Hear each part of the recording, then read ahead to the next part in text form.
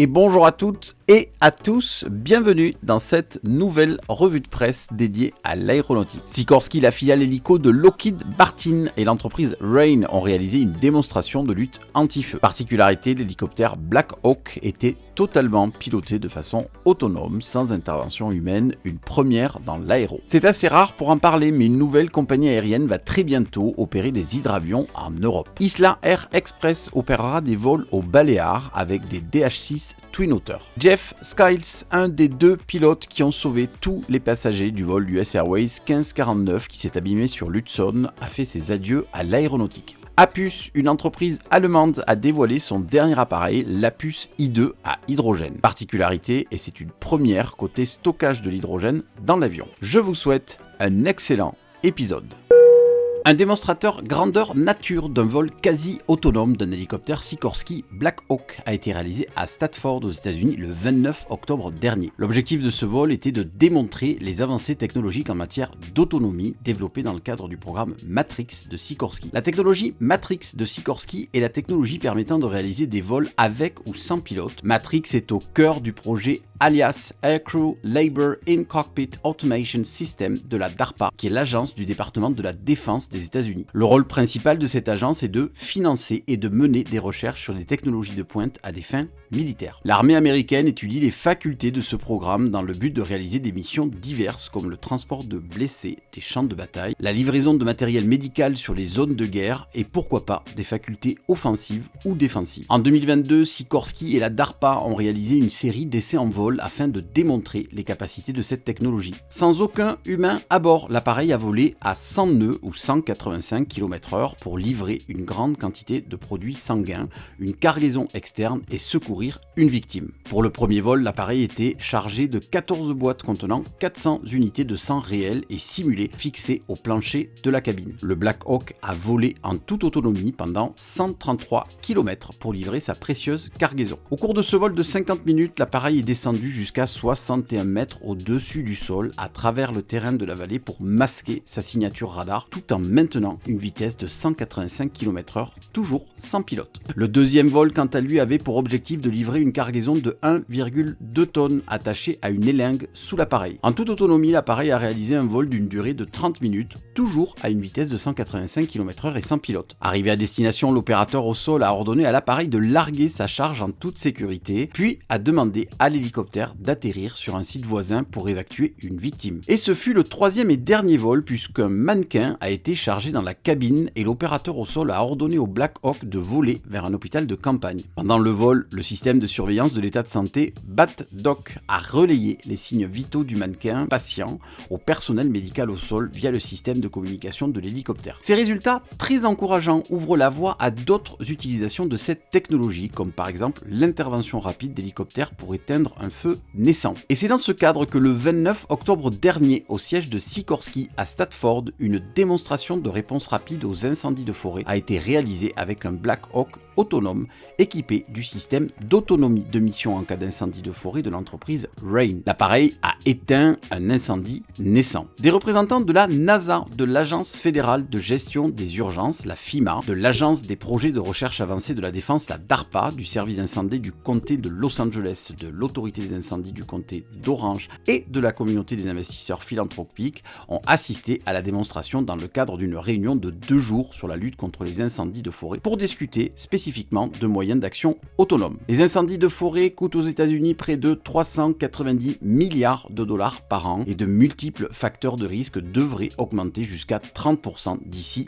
2030. Les autorités locales sont donc impatientes de démontrer aux législateurs comment les appareils autonomes pourraient empêcher les incendies de se déclarer ou comment est-ce qu'ils pourraient poursuivre la lutte dans la nuit et dans des conditions turbulentes et enfumées, là où les avions avec équipage ne s'aventureraient pas. Au cours de la démonstration de vol de 30 minutes, les invités ont utilisé une tablette pour commander le Black Hawk de décoller, de rechercher et de trouver l'incendie, puis de larguer de l'eau à partir d'un seau suspendu sous l'appareil. Chacun des 3 largages d'eau réalisés a atteint un anneau de feu alimenté au propane, anneau de feu de 30 cm de diamètre émettant une flamme de 7 à 14 cm de haut, démontrant la précision de la perception du feu et la capacité de ciblage du système Rain. Le système Rain a également ajusté rapidement la trajectoire de vol pour tenir compte d'un vent latéral de 8 à 10 nœuds lors de chaque largage d'eau. Les pilotes de sécurité de Sikorsky qui étaient présents dans le cockpit du Black Hawk pour des raisons de sécurité surveillaient les commandes de vol mais n'intervenaient pas jusqu'à l'atterrissage de l'appareil. Nous assistons clairement à une évolution technologique sous nos yeux, très rapide et surtout très utile puisque ces appareils pourraient de façon autonome agir rapidement. Nous continuerons de suivre cela sur la chaîne.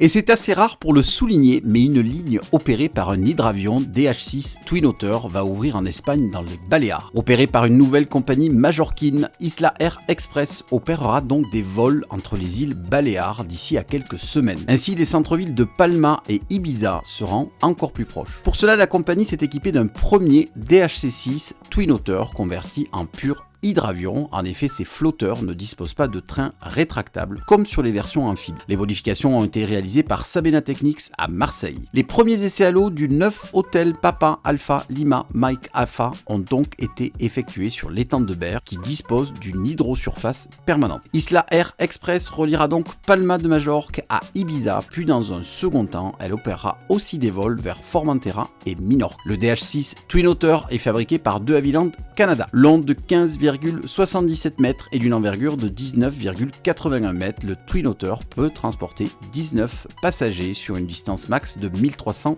km. D'une masse max au décollage de 5,7 tonnes, le DHC-6 est équipé de 2 Pratt & Whitney PT6 Alpha 34 développant 620 chevaux de puissance. Ce sera donc l'occasion de pouvoir faire un tour de bateau et d'avion en même temps, mais plus sérieusement, la présence de cet appareil en Europe est rare et pour ma part, j'ai bien envie d'aller faire un petit tour entre Palma et Minorque, mais il faudra encore patienter quelques semaines.